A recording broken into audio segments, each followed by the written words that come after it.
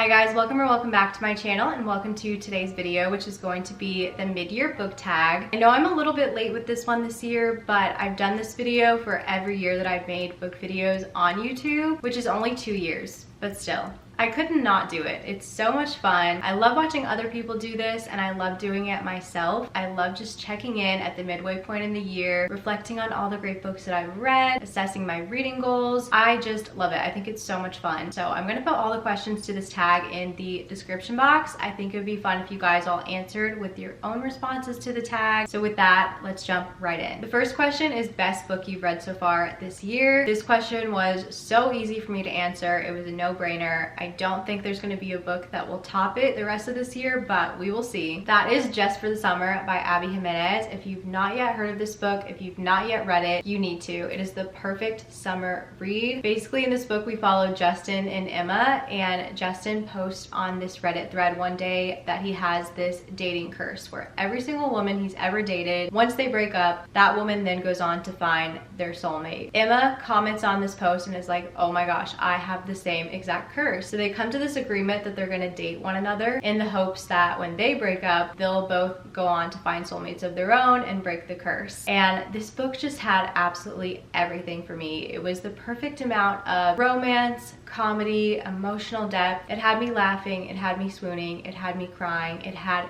everything. I loved the characters both individually. They had so much going on in their own personal lives and there was so much to each of their stories. And when they came together, I just thought their chemistry was incredible. I was rooting for them. I wanted them to be together. I couldn't wait to see how things were gonna play out for this couple. I loved their banter. I loved their relationship. And I also loved the side characters in this book as well. I thought they were equally as strong. And the storyline was just so good. It also had such a perfect setting. It takes place in Minnesota, which doesn't seem like it would be a quintessential summery setting, but it was perfect. It took place on this lake. It literally made me want to visit Minnesota, and I'm not a cold weather person at all. It was just incredible. I loved it. Abby Jimenez writing just does it for me. I think she is amazing and I want to read everything from her. This book, like I said, it just checked all the boxes for me and it's my favorite book I've read so far this year. I think it's going to be super hard for another book to top it, but we will see. The next question is best sequel you've read so far this year, and I feel like this question is usually pretty hard for me to come up with an answer to, but this year there was one book that just really stood out to me and it came to me so easily. Daisy Hates by Jessa Hastings. This is book 2 in the Magnolia Parks universe. I read the first book in this series at the end of last year and I really loved it, but I don't think I connected and was quite as obsessed with the series and the book as everyone else. But I had heard that you kind of either prefer Magnolia's books or Daisy's books. For those that aren't familiar with this series, it does flip back and forth on who we're following. So book 1 follows the relationship between this couple, Magnolia and BJ, but then book 2 follows a completely new character going through her own set of issues. Daisy Hates, her brother Julian, and then we also get her love interest, Christian Hem's perspective. So going into this one, I knew it was going to take place at the same timeline of events as book 1, but just from these characters' perspective. So I didn't really know how that was going to go down or how I would like it, but I was so impressed with how this book was the same timeline as book 1, but it did not feel like the same events just regurgitated. It felt completely fresh and new and like its own story, and I very much connected to Daisy's character more than I did Magnolia's character, and this was my first 5-star read of the year. It made me so excited to continue on with this series, which I have been doing and loving. It also just made me completely obsessed with Jessa Hastings' writing, so definitely the best sequel that I've read so far this year. The next question is new release you haven't read yet but want to. That is Taming 7 by Chloe Walsh. This is book 5 in the Boys of Tommen series. Books 1 and 2 in this series, Binding and Keeping 13, I read last year for the first time and they were my top 2 books of the year. I became completely obsessed. This year I did continue on with the series. I've read book 3. I still need to read book 4. I'm still enjoying my time with the series. I don't think I connect to the couple that book 3 and 4 follows as much as I connected to the couple that books 1 and 2 is about, but I was so very excited for book 5 because this follows a new couple, Gibbsy and Claire. And if you're a fan of this series or if you've even just heard about it, you've probably heard about people obsessing over Gibbsy's character because he is the golden retriever comedic relief character that we all have fallen in love with as we've been reading these books. So I've just been so highly anticipating Gibbsy's story story. However, I haven't picked it up yet for a couple of reasons. One, because obviously I still need to read book 4 first, but I've also been so hesitant because I've heard pretty negative reviews for it. I feel like people are only rating it highly because they're already so invested in this series and love these characters and everything's kind of been established for them. But I've heard that people have been a little bit let down by Gibbs's book in particular for a few reasons. So that does scare me and it does make me sad because I feel like we were all so excited for this book, and for it to be a letdown just makes me not as excited to read it. So I still am excited to continue on. I need to read book 4 and book 5 very soon. I definitely think it's gonna happen in the next few months, but unfortunately I'm just not as anxious to get to this book and not as excited as I was because of what I've heard about it. So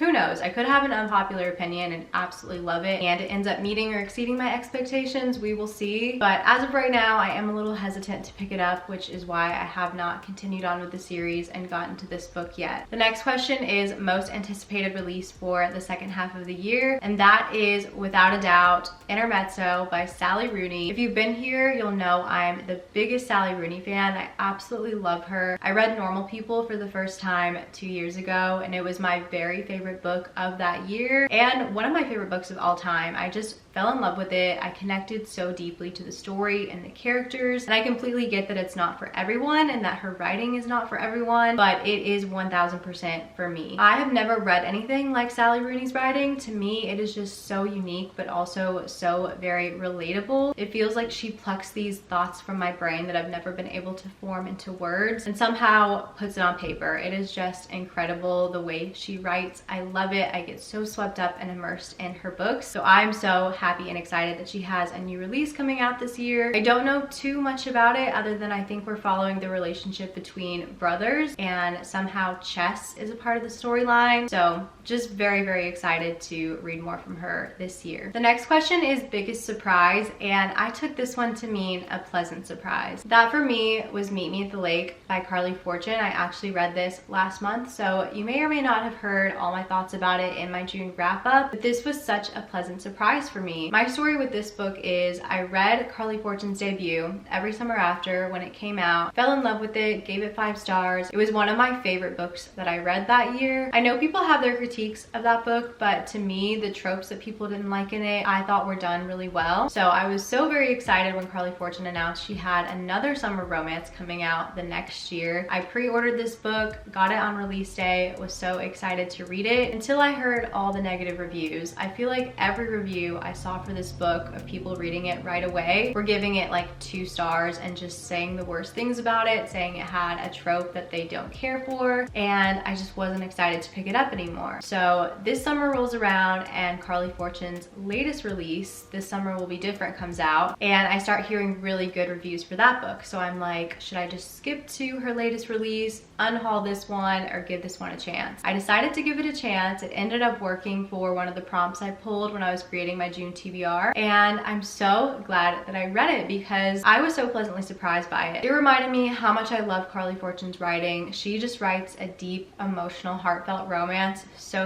well. I thought this story was so beautiful. I loved the couple. I loved their chemistry and their connection. I definitely had some critiques of it, like it wasn't a perfect book, but I think because I went into it with such low expectations, like I thought I was gonna either want to DNF this book or give it 1 or 2 stars. I ended up giving it 3.75 stars, so it was just such a pleasant surprise. I enjoyed it so much more than I thought I would, and I personally would recommend it as a summer romance because I enjoyed it. So take my recommendation with a grain of salt because this didn't work for a lot of people, but if there's a book that you've been putting off because you've heard negative things about it, this is your sign to give it a try because you could have an unpopular opinion and end up really enjoying it. The next question is favorite author, either debut or new to you, and for this one I'm gonna say Stephanie Archer. She is the author of the Vancouver Storm series, which is a hockey romance series. I ended up reading book 1. It might have been the very first book that I read this year, Behind the Net, in that series, and I had just been hearing really good things about it at the end of last year, so I just had a good feeling about it and I was in the mood for a hockey romance. I usually love a hockey romance anyway, I eat them up, but this one just really did it for me. I thoroughly enjoyed it, and then I didn't have any intention of going into the second second book in that series anytime soon after that, but I just enjoyed book 1 so much and couldn't wait to continue on that I picked up book 2 the same month. Loved it even more than book 1, and it set up book 3 at the end of that book perfectly, which I'm so excited about. That one comes out, I believe, in September. So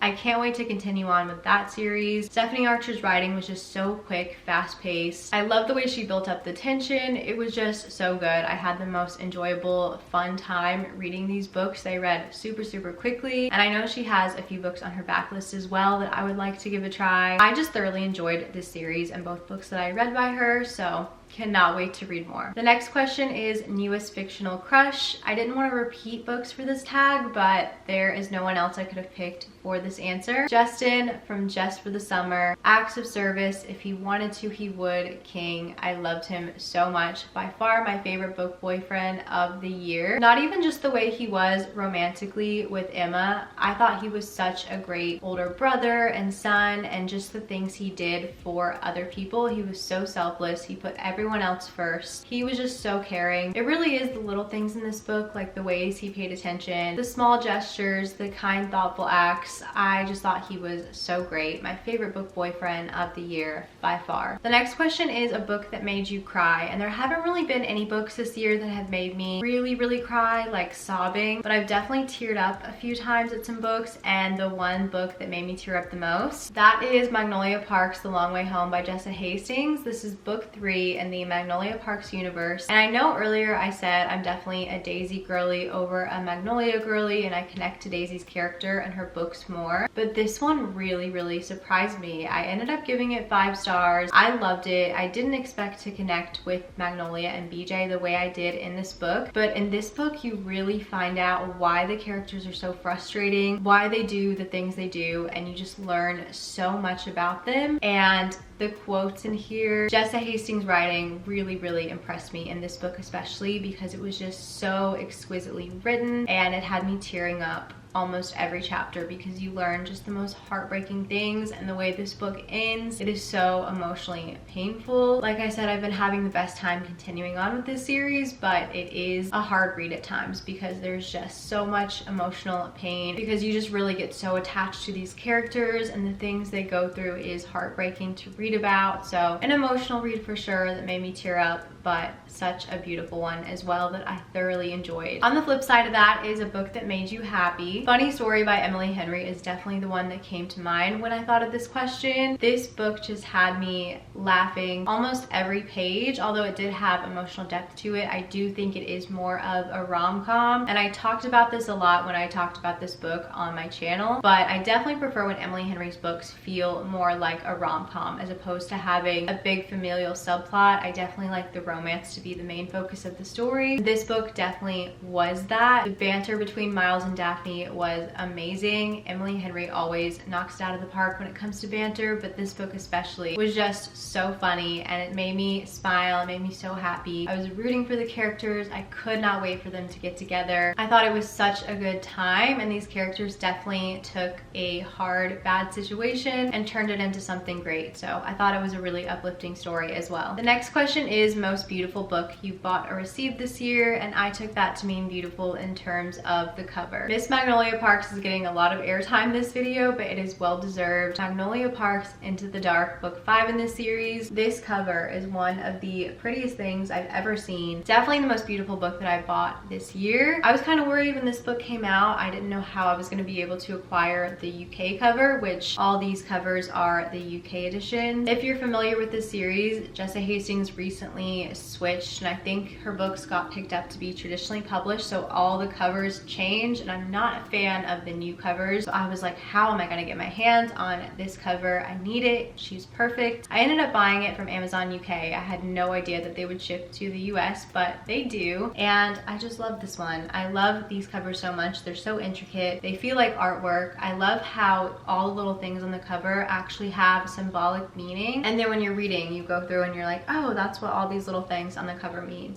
So She is just perfect. I cannot wait to continue on with this series. This book actually is on my TBR for the month, so I'm gonna get to it soon. I'm scared. I definitely need to emotionally prepare, but again, can't wait to continue on with this series. And the last question is, what books do you need to read by the end of the year? I have 2 books to answer this question with. I feel like usually I kind of cop out and I'm like, oh, I have hundreds of books on my TBR this year, so all of them. But there are 2 in particular that I feel like I really will get to by the end of the year and have constantly just been in the back of my mind as books that I want to read, but I'm kind of waiting for certain times to read them. The first one is The Dead Romantics by Ashley Poston. I cannot wait to get this one. I've heard the best things about it, and I really enjoyed The Dead Romantics by her, so definitely want to read more from this author. I'm kind of saving it for the fall time because something about the cover, the magical realism aspect to this book, and the fact that it takes place in New York, all of those things kind of give me fall vibes, but I cannot wait to read it. I know she has another book that just came out this week, a novel love story. The reviews I've seen on that one have been a little bit mixed, so I'm kind of holding off. I've also heard people say that that's a good one to read during the fall, so I definitely think that I'll prioritize reading this one first and then jump into her latest release at some point. But again, I really loved The Dead Romantics, and I've heard even better things about this one, so can't wait to read it. And the last book that I'm going to answer this question with is a book that has probably been on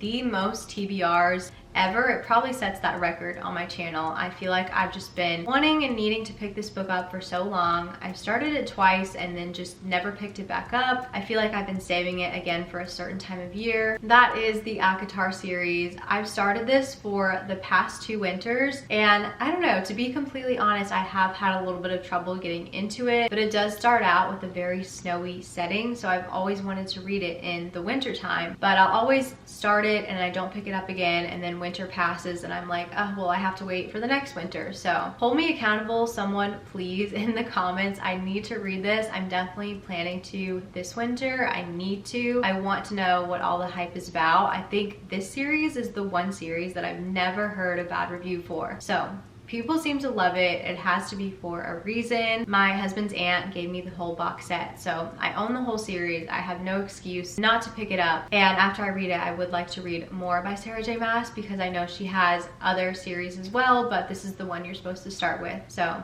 I need to read it. I need to know what all the hype is about. I'm surprised I haven't been spoiled yet for this series because I feel like everyone and their mother has read it but me. So I'm feeling very confident that this will be the year that I at least start this series, and I cannot wait. So that's going to conclude the tag video. Thank you guys so much for watching. I hope you enjoyed. If you did, be sure to give this video a like. Don't forget to comment with your answers to the tag below, and subscribe to my channel if you're not already so that you don't miss out on any future book videos from me. I will see you guys so soon in the next one. Bye guys.